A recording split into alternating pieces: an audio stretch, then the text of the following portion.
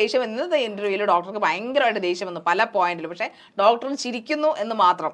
കഷ്ടം. ഡോക്ടർ ഒന്ന് പുകമറന്നേക്ക് പുറത്ത് ഒന്ന് ദേഷ്യപ്പെടും, ഒന്ന് ഒച്ചയിട്ട് സംസാരിക്കാൻ എടുക്കുക. ജസ്റ്റ് ഇറങ്ങി പോകൂ. കവി തല്ലു വാങ്ങിയിട്ടേ പോകുന്ന തോന്നുന്നു. അത് ശാരികയുടെ സ്റ്റൈല. ഇടയ്ക്കിടയ്ക്ക് പിണങ്ങി പോകുന്ന ശാരിക പിണങ്ങി പോയാലേ കാണാൻ എവിടെ വന്നു ഒരുത്തരെ നിങ്ങള് സ്നേഹമായിട്ട് വളർത്തിക്കോ.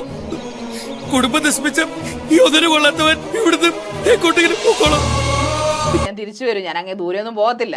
പക്ഷെ ഡോക്ടർ അങ്ങനെയല്ല, പോയതാ അല്ലേ ഡോക്ടർ? പിന്നെ എനിക്ക് മൈൽ സ്റ്റോൺ മേക്കേഴ്സിലെ ഇന്റർവ്യൂർ ആയിട്ട് എന്ന് നിൽക്കാൻ പറ്റൂ? അത്രക്കുള്ള ബുദ്ധിയൊന്നും അതിനില്ലല്ലോ. ഇതുവരെ വന്നിട്ടുള്ള ഒരു ഗസ്റ്റിന് പോലും ശാരികയുടെ തലയിൽ സെൻസ് കൊണ്ടുവരാൻ പറ്റിയിട്ടില്ല. എനിക്കും പറ്റുന്നില്ല. അതങ്ങനെ വരൂ, അതങ്ങനെ സംഭവിക്കൂ. മേലെ ഇമാതിരി കോളോട്ട് എന്നെ ആ മണ്ടലോട്ട് പറഞ്ഞു വിട്ടേക്കല്ലേ, പറഞ്ഞേക്കാം. നിർത്തി അങ്ങ് അവമാനിക്കുവാണെന്ന്. You are again being violent. You are being I am not violent. I am so cool. You can see it. കണ്ടാലും തോന്നും.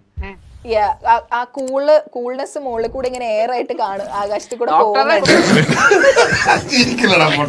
വേറൊരാൾക്ക് വേണ്ടി ഞാൻ എങ്ങനെയാണ് യെസ് ആൻഡ് നോ എടുക്കുന്നത് ശാരിക? വേറൊരാൾക്ക് വേണ്ടിയിട്ട് താങ്കളോട് കല്യാണം നടത്തി കൊടുക്കാനല്ലല്ലോ പറഞ്ഞത്.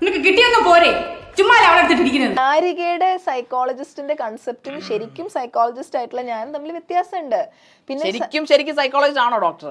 ഇവിടെയാണ് നിങ്ങളും ഞാനും തമ്മിലുള്ള വ്യത്യാസം. ഇതൊക്കെ ഹാൻഡിൽ ചെയ്യാൻ ഒരു പ്രത്യേക സ്റ്റൈല് വേണം. പറയുന്നത് താങ്കൾ എന്നെ തിരുത്താൻ ഇങ്ങോട്ട് വന്നിരിക്കുന്നൊക്കെ കുറച്ച് മുമ്പ് പറയുന്നുണ്ടായിരുന്നല്ലോ. മെൽറ്റ് ചെയ്യാനും താങ്കളോട് ഇഷ്ടം തോന്നാനും അല്ലെങ്കിൽ താങ്കൾ പറഞ്ഞ കേൾക്കാനും ഒരു മനസ്സൊക്കെ ആൾക്കാർക്ക് ഉണ്ടാക്കണമെങ്കിൽ ടാലന്റ്, ഇൻബോൺ ടാലൻസ് വേണം. എന്ത് ഭ്രാന്താണ് ഇയാള് പറയുന്നത്?